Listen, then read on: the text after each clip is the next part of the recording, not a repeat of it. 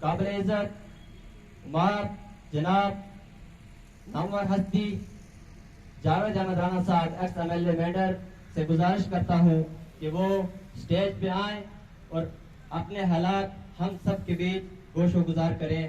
जनाब जावेद अहमद राणा साहब। मेंढर के आवाम के सारी जानी मानी हस्तियाँ तकरीबन आते यहाँ मौजूद हैं। यहाँ पे जितने लोग हैं तकरीबन मैं सबको पर्सनली जानता हूँ। सबसे मेरा राब्ता पहले इंडियन आर्मी के जवानों की।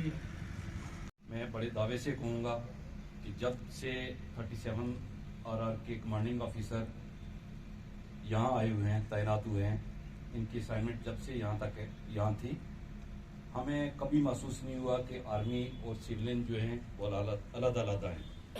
इन्होंने हर घड़ी में हमारा साथ दिया और बहुत अच्छे से।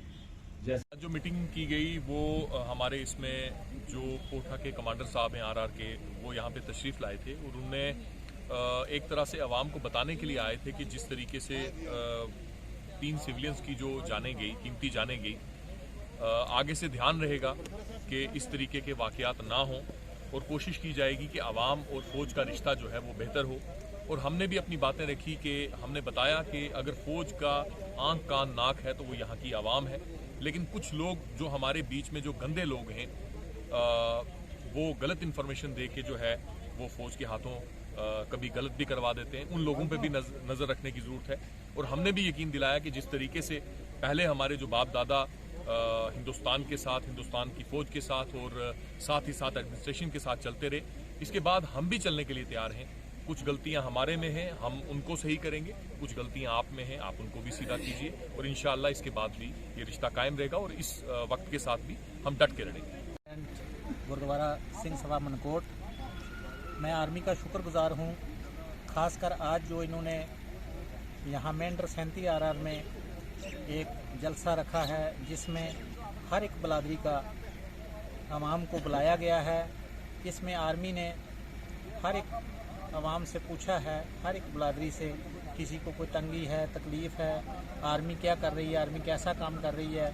हमने आर्मी का बहुत तामन किया, आर्मी बहुत अच्छा काम कर रही है। हमारे बॉर्डर पे हमें कोई भी किसी चीज़ की प्रॉब्लम हो, आर्मी हमारा पूरा सहयोग करती है और आर्मी बहुत अच्छा काम कर रही है।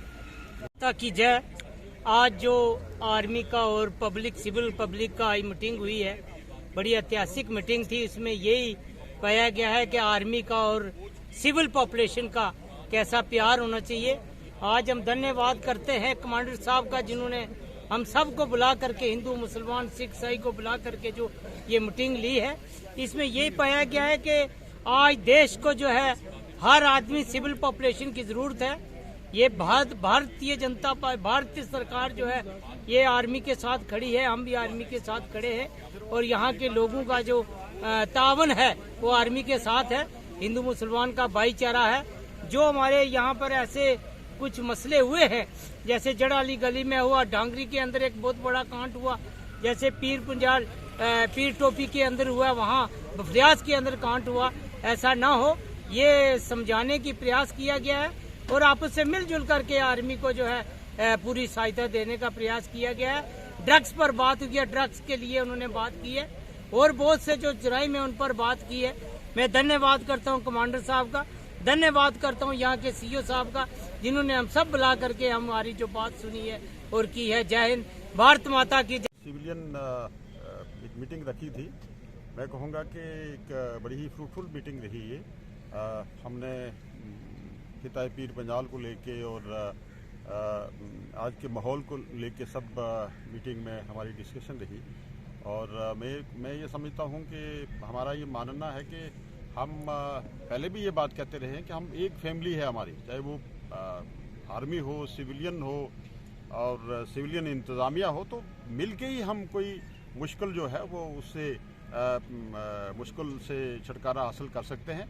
और सबसे बड़ी बात यह है कि इस बात पे भी जोर दिया गया कि जम्मू कश्मीर में जो नागुफ्ता बे हालात हैं कोई पॉलिटिकल प्रोसेस नहीं है, अडहॉक सिस्टम लेके चला जा रहा है। ये बातें भी डिस्कस हुई हैं और मैं कहूँगा कि ये जो एक बड़ी बात भी सामने आई, क्योंकि मैं ये कहना चाहूँगा कि ये बात भी सामने आई कि ये जो पार्टीशन हुई, पार्टीशन जो है, जिससे मैं कहूँगा कि पूरे हिंदुस्तान को इसका नुकसान रहा। आज तक हम लोग इसका नुकसान उठा रहे हैं और बिलखुसूस मैं कहूँगा कि इस पार्टीशन से हिंदुस्तान के मुसलमानों का जो नुकसान हुआ वो तो उसकी भरपाई कभी की ही नहीं जा सकती है। और बिलखुसूस मैं कहूँगा कि जम्मू कश्मीर को जो नुकसान हुआ, हम ये कहना चाहते हैं कि जंग तो किसी मसले का हल नहीं है, लेकिन इस वक्त जो बरसरदार लोग हैं वो इंटरनेशनल लेवल पे प्रेशर डालें और जो हमारा एरिया पाकिस्तान के पास है, पाकिस्तान ऑक्युपाइड कश्मीर और गिलगित बल्तिस्तान, इसको वापस लेने की बात करें। सबसे बड़ी मैं कहूँगा कि सबसे बड़ा हमारा जो सवाल है, जो हमारी परेशानी है, वो यही पार्टीशन है और यही खूनी लकीर है।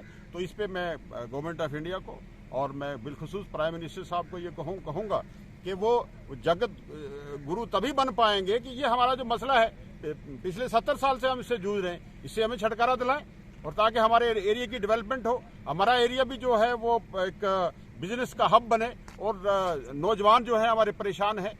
कोई यहाँ इंडस्ट्री नहीं है, कोई यूनिवर्सिटी नहीं है, कोई मेडिकल कॉलेज नहीं है, कोई इंजीनियरिंग कॉलेज नहीं है, तो होगा भी कैसे कि ये बॉर्डर एरिया है सब। हम जंग को जदल में रहेंगे। पिछले 70 साल से हम प्रॉक्सी वार के शिकार हैं, गुरिल्ला वार के शिकार हैं। तो मेरा ये कहना है कि हमें इस तरफ ध्यान देना चाहिए। जंग तो किसी मसले का हल नहीं है, लेकिन जो हमारा एरिया पाकिस्तान के पास है, वो चाहे गिलगित बल्तिस्तान हो, चाहे पाकिस्तान ऑक्युपाइड कश्मीर हो, इसको वापस लेने के लिए बात करनी चाहिए।